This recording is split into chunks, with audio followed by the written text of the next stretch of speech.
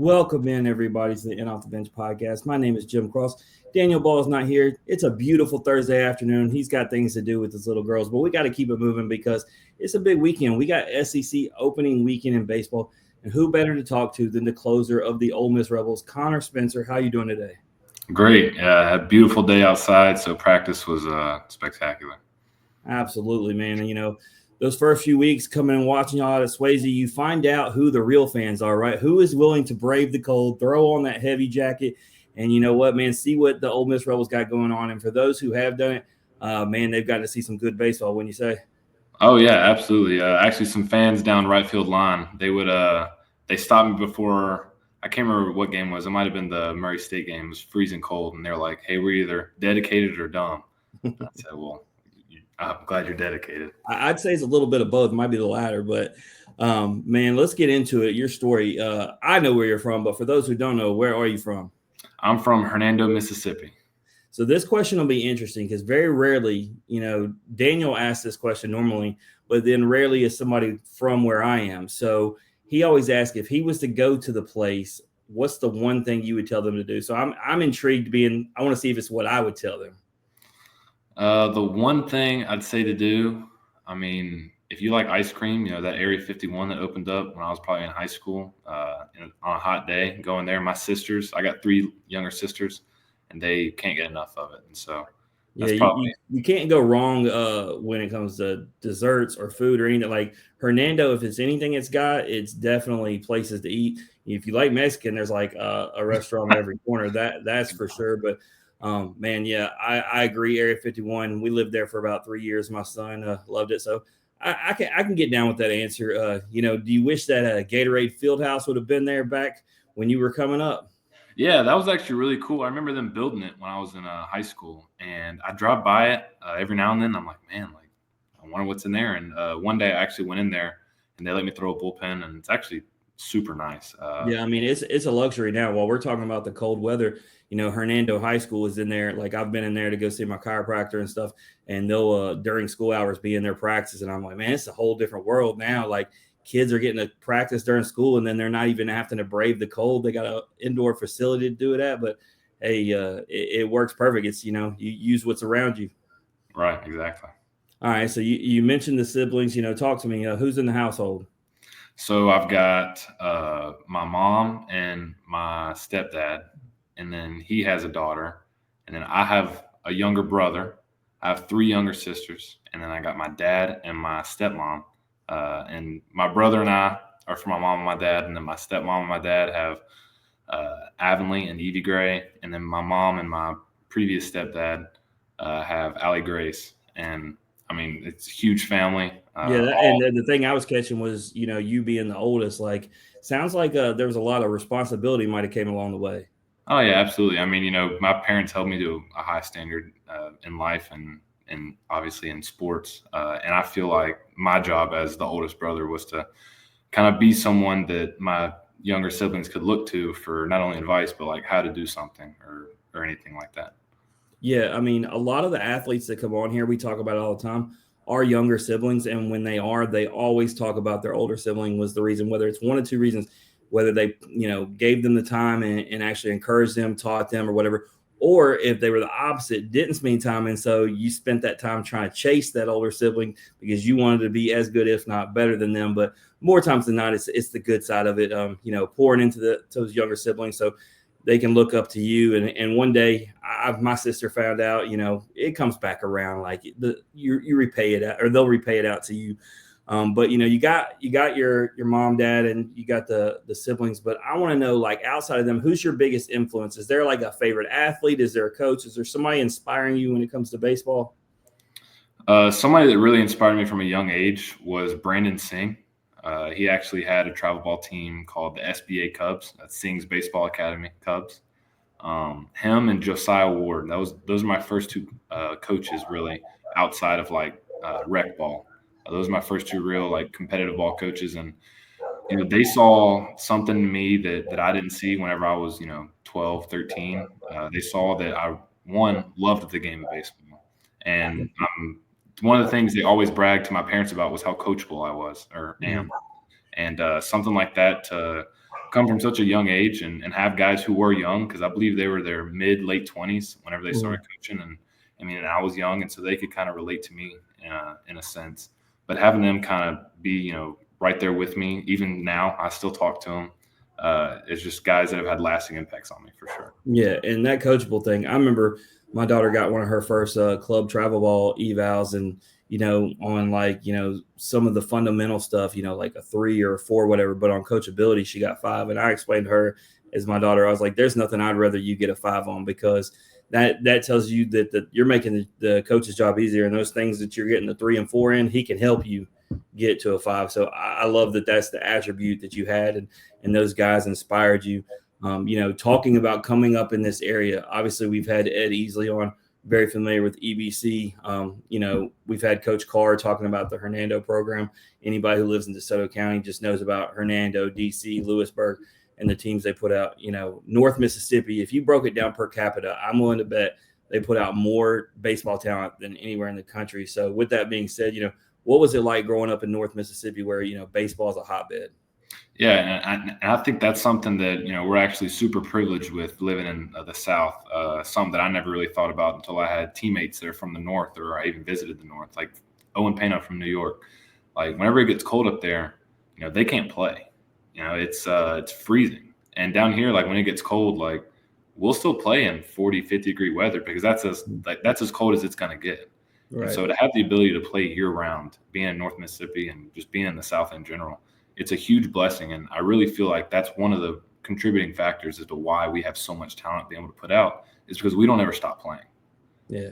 And I mean, I live right next to Snowden Grove, and I love just every year seeing so many, teams, so many players coming in. Obviously that's why they built up Silo Square. It's not just playing the baseball. They come here, they stay for the weekend, they enjoy the restaurants. It's really why South Haven is able to boom the way it is. But yeah, North Mississippi, if somebody was to go over the last 10 years of high school players and look, they would find out so many went to play, D3, D2, D1.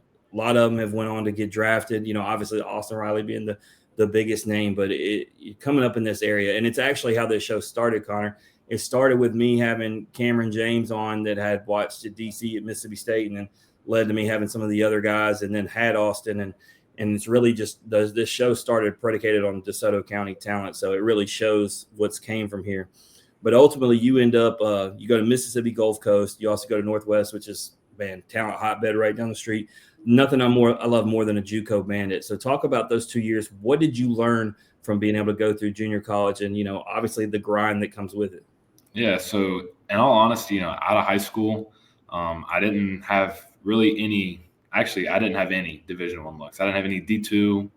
I think Rhodes said, "Hey, we'd like for you to come play, but we can't give you a scholarship." And money-wise, Rhodes is extremely expensive, and so I was looking at, and you have to study extra hard, brother. Yeah, no, and doctors. I'm super happy that we have them, but I'm not going to be one. So I didn't want to go do that. But I did want to challenge myself and get as far away from home as possible. Just to see, kind of how I thrived on my own. And so I went to Gulf Coast, which was the furthest away, about a 4.5-hour drive, dead south. You start going east in Jackson, which Jackson traffic is terrible. You get there.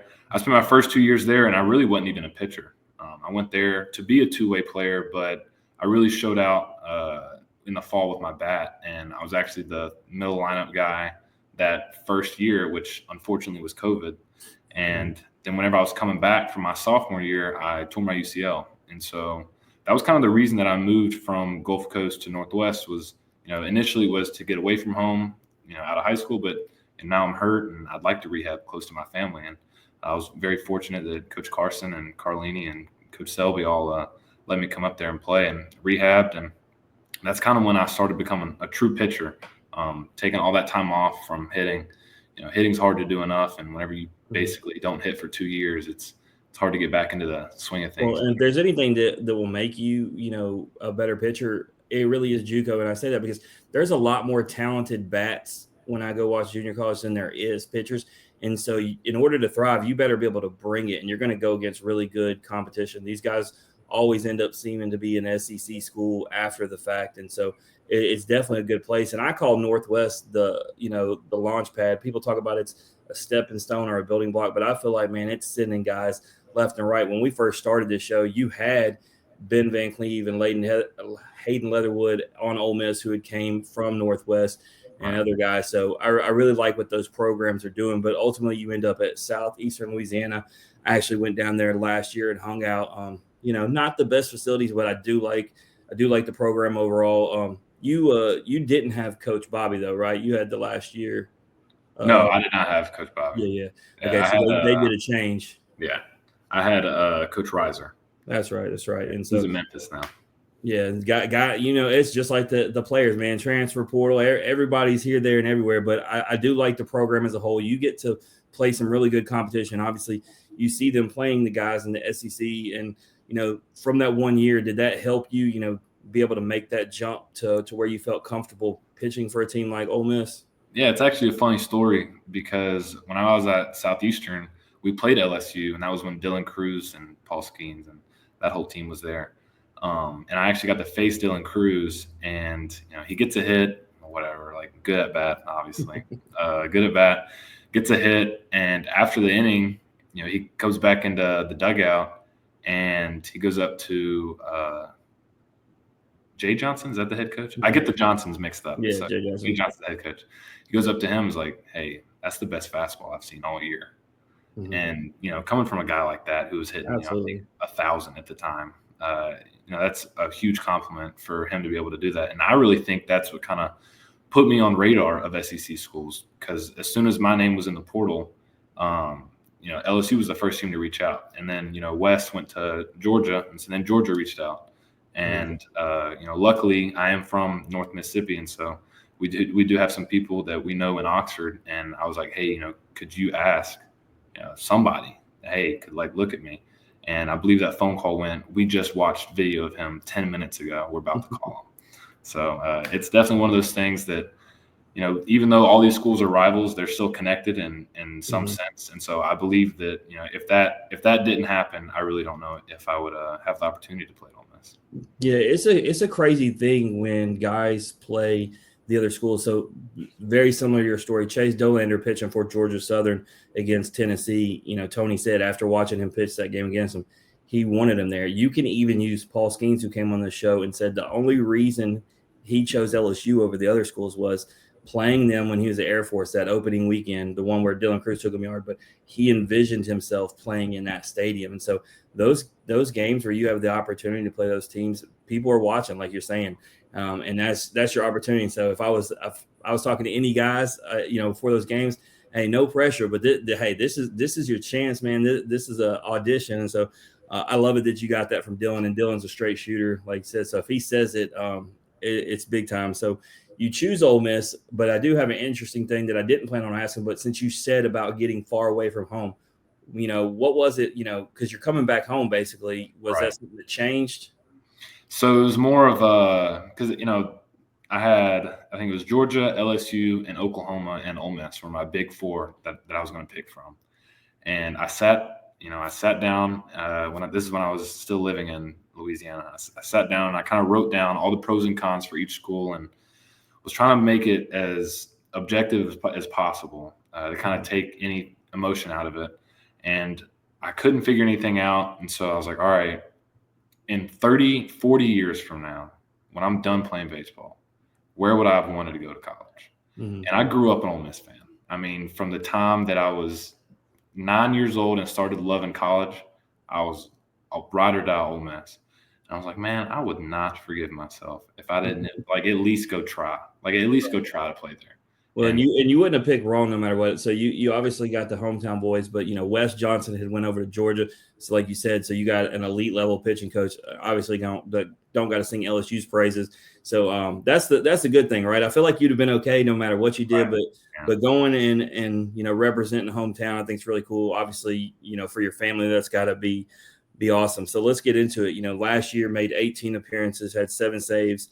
The one thing I'll say, I tell people all the time, Ole Miss, talent-wise, was everything, but I tell people chemistry matters. And last year, for whatever reason, it just wouldn't work, and you look now, Liam Doyle and Andrew Fisher are thriving. JT Quinn, Trayson Hughes, like everybody's, I talked to everyone of y'all are guests of the show. Everyone's happy where they're at. And Ole Miss is ranked number 13 and thriving. It's one of those things where there's no explanation behind it because it's not like the guys disliked each other. It just didn't work on the field. And this fall, I saw y'all's team, and it just felt like the energy was so much better. And then you see it now. So, I love everybody that was on the team, but for whatever reason, it just didn't work, even though you were having success individually. So, I mean, did you feel the same thing that I saw? Like this fall, did everything just feel like it was clicking better? Oh, yeah. In the fall, guys that came in, all the new guys that transfers, the freshmen, I mean, you can tell like they were giddy to get here. And I think that's how everyone is whenever they get here. But it's like that giddiness kind of never went away, like carrying it through the fall, through the Omaha Challenge. Guys, when they're starting to kind of like, oh, man, like, this is tough. I don't know if I want to be here. You never really had any of that. And I'm not saying that we had any of that in the past, but that giddiness and that excitement to be here not only started in the fall, but you can still feel it in the dugout, this year.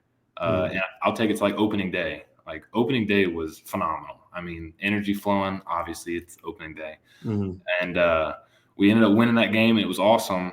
And then the next day, unfortunately, we lost. But it wasn't, all right, we lost. Well, oh, crap. Like, we're not going to do good. Because the next day we showed up and everyone was back in it. And even whenever we were losing, it never felt like we were losing. It felt like we were always in it, regardless of what the score was. Mm-hmm. And that's that was a bounce back game that showed the maturity because y'all didn't just chalk it up and do whatever last game and then head back home. We're like, we're going to make a statement before we leave here. Yeah, exactly. And I think that shows like tons of character and tons of like you were saying, the maturity of it and just the fight to stay in it. And that's something that I'm really appreciative of my teammates this year is like, they don't stop fighting.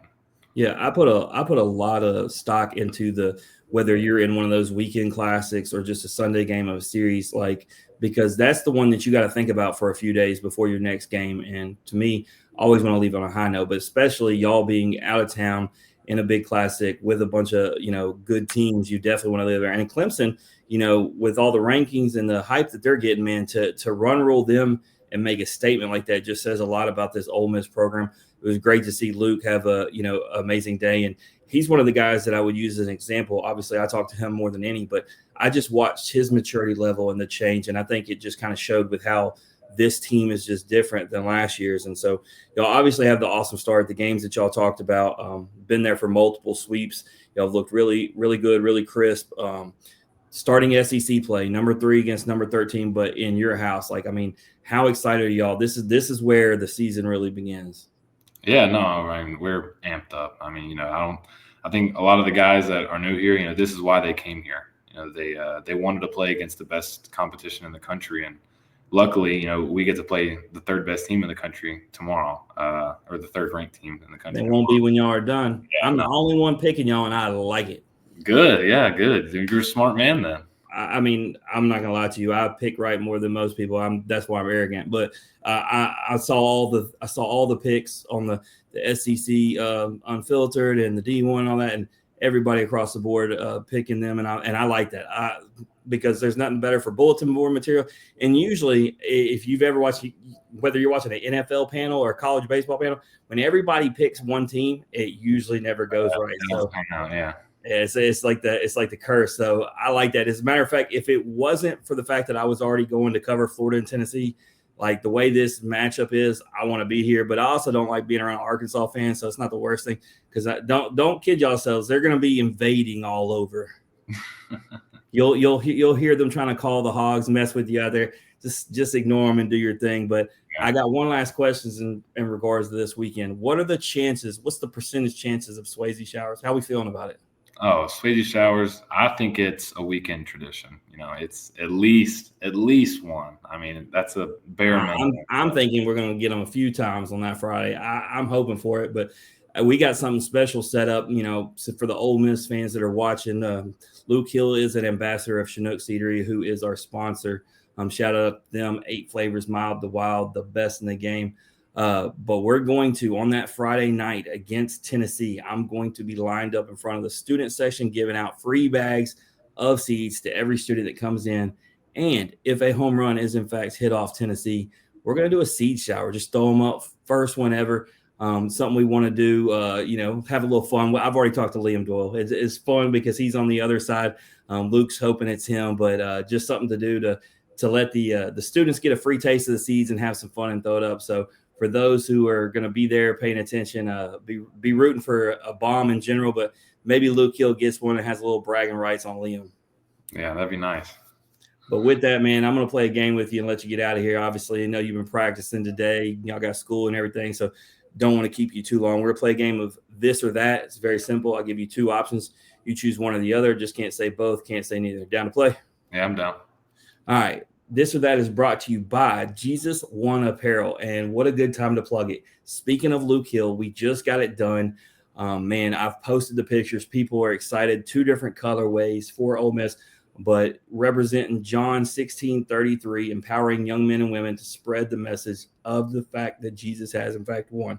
But let's get down to it. Sunflower seeds or chewing gum? Sunflower seeds. All right. Do you ever get the Chinook? Is Luke holding out on you? So he must be, because we always got the Davids, the sweet and spicy Davids. Well, we can't be having it. I will fix that ASAP. I will get some boxes. And what I want you to try, we have a cinnamon toast brand, and then we have a barbecue. Mix them together. We call it the smoke and toast. You'll never turn back. All right. Would you rather attend the party or host the party? Attend. I've hosted parties, and it is not fun. It's not fun to clean up. No doubt. But that's a control thing. Me and my host both would rather host it, but most people would definitely rather attend. Right. This is a big question. This is a new one we've had this season, and it's fun. And I want you to really think about it when you answer it. Would you rather have no money or no internet? No money or no internet? The internet, we're talking about your phone. We're talking about your TV. Like, you ain't got access to the world. You better go outside and play or read a book. Right. I mean, I could probably make money off the internet, So I'm going to go with no money, and I'll just make my money. There you go. Would you rather strike them out with the fastball or with the off-speed? Fastball. I'd rather strike them with the fastball. No doubt. All right. What's a better uniform for you? You like the creams or the pinstripes? Oh, pinstripe pants fit nice, in my opinion. I'm going to go pins. That's one of my classic all times. When the powder blues do get here, would you rather have the creams and the pinstripes or the powder blues? Because powder blues are pretty elite. Powder blues are sick. I mean, that's like a staple of Ole Miss. I actually hate that so many teams have replicated it. They did a post. I forgot which baseball site did it, but they were like, who's got the best powder blues? And I was like, I ain't hearing that. The best are the ones who had it first. Like, right. So Ole Miss and the Sunday powder blues. I actually wish Mississippi State still had the Sunday blacks. I've always liked those kind of things because you had the Tennessee with the smoky grays, LSU with the golds. You can't go wrong when you have those color combinations, and fans really get excited when teams wear them. I'm gonna have you do a couple pick'em games, man. If you got friends on the team, whatever, hurt their feelings. You got Alabama or A&M? Talking about like who I'm playing against or what? No, this weekend you're not playing against Alabama or A&M. Who you got? We go A&M. I do too. I think they get it right at home, but it is a time if Alabama wants to catch them while they're down. Now would be the time, because I think A&M will figure it out at some point. The game that I'm going to be at, man, you got number 2 against number 6. If you look at the D1 rankings, you got Florida or Tennessee. Oh, Tennessee's pretty hot right now. Mm-hmm. I'm going to go Florida. Sorry. Oh, no. Well, here's what I'll tell you, and it's one of the reasons why I tell people to also, pick Ole Miss. Over the last 3 years, almost 80% of the time, home teams have taken care of business. I like that y'all are at Swayze. I like that Tennessee's in Knoxville. But, you can pick Florida. It's all right to be wrong every now and then. I will say this. The only reason Florida is because I grew up, and, Tennessee's that puke orange, and nobody likes Tennessee. So. Oh, man, can't do that. You sound just like the Blind Side. You sound it's exactly Ole Miss. It's Ole Miss, yeah. There you go. All right, last one. You can go to any concert, bucket list concert, or any sporting event. Which one are you going to? I'll probably go sporting event. I'm gonna go to I'd like to go to a World Series, like a Game 7 World Series. Not like who would, if you could pick the 2 teams. Let's take it one step further. Who would they be?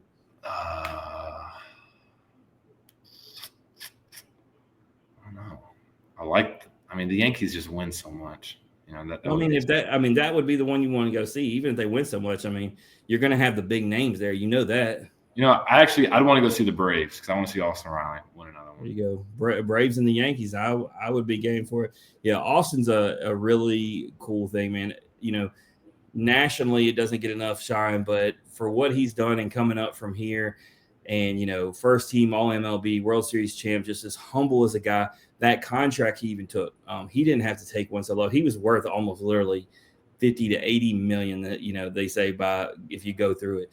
And he wanted to stay in Atlanta. And one of the reasons why, and he talked about it on one of his episodes here, and you're probably familiar, Connor, he's got hunting places that he goes to, hunting camps, like two different directions, like a couple hours away. If he goes somewhere like New York, LA, or whatever, he can't do that. Like, he can't get away and do what he loves to do. He loves hunting just as much as baseball. So you can't put a country boy out there. So, hey, he's like $230 million is more than enough for me to stay in Atlanta. That works.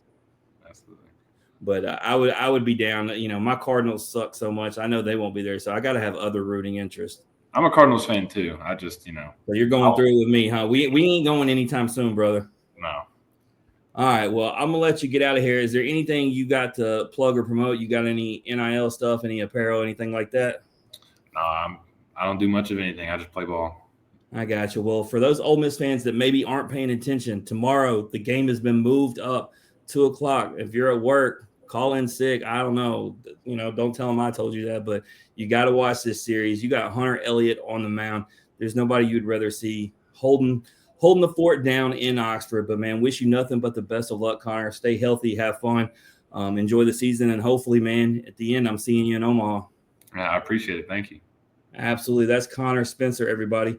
If you like hearing his story or you just like hearing us average Joes talk X's and O's, please like and share on Facebook. Subscribe on basically every platform you can get. We'll be back next week. We'll have Daniel. But in the meantime, remember, strong body, sharp minds, grit and grind all the time. We are out.